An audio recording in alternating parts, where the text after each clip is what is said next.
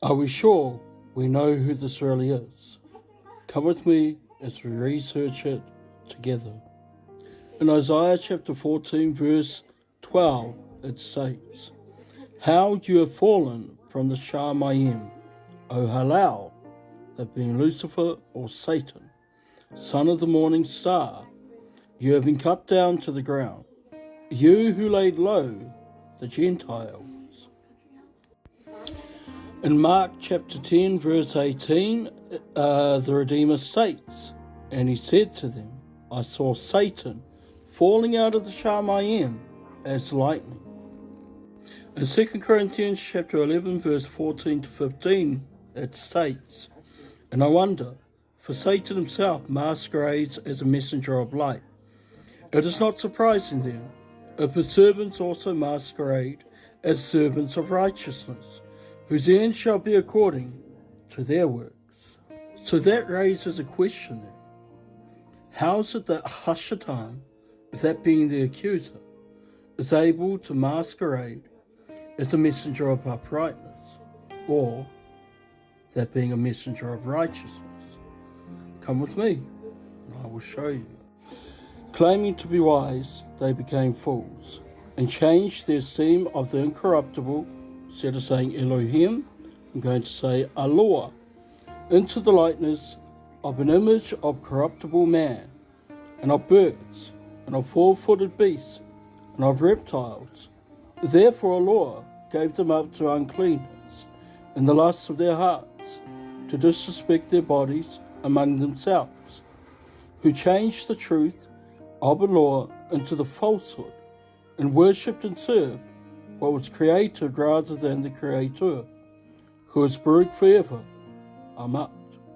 In John chapter 5 verse 43, the Redeemer states, "I have come in my Father's name, and you do not receive me. If another comes in his own name, him you would receive." Well, it turns out that's exactly what we did. Another came in his own name, and we decided to accept him. Zeus, the first inspiration for the character Jesus.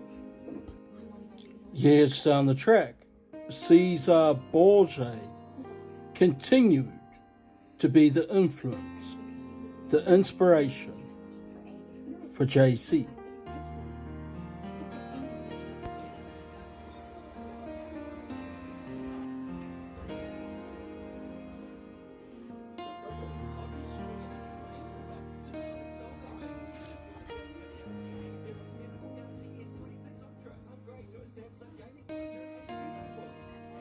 The popular, enduring image of a bearded European-looking Jesus is widely believed by historians to have evolved over centuries, heavily influenced by older Byzantine icons and late Roman adaptations of gods like Apollo and Zeus.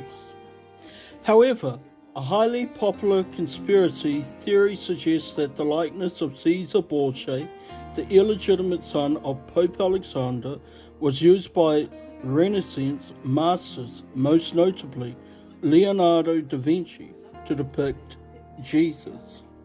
The theory's origin. This claim was famously popularized in the 19th century by French novelist Alexandre Dumas in his book Celebrated Crimes. Dumas alleged that Pope Alexander commissioned art featuring his son to create a more European-looking Jesus, and ordered older, historically accurate depictions to be destroyed. Historical censors. Art historians and theologians widely dismiss this theory as a myth. The universal characteristics of Jesus, such as long hair and a beard, were firmly established in Christian art during late antiquity and the early Middle Ages, centuries before Caesar Borgia was born in 1475. Absolutely, as explained, Zeus was the first inspiration for the character Jesus. Let's continue. The actual trend, rather than using a specific individual as a widespread model, European Renaissance artists such as Albrecht Dürer and Antonio da Messina, sorry for butchering the names, generally sought to make Christ in their own likeness. They filtered older iconography through their contemporary regional standards of ideal human beauty. Seem familiar? This is who the Christians are worshipping, Hashatan. For it is he who is the messenger of uprightness. It is he who masquerades himself as a messenger of righteousness. Don't you believe me? Let's go to Revelation chapter 22. I, Jesus, have sent my angel to testify unto you these things in the churches. I am the root and the offspring of David, and the bright and morning star. Who's the bright and morning star, Mashpaha? Lucifer. Feel free to stick around for part 2. Until then, Mashpaha. Shalom, shalom.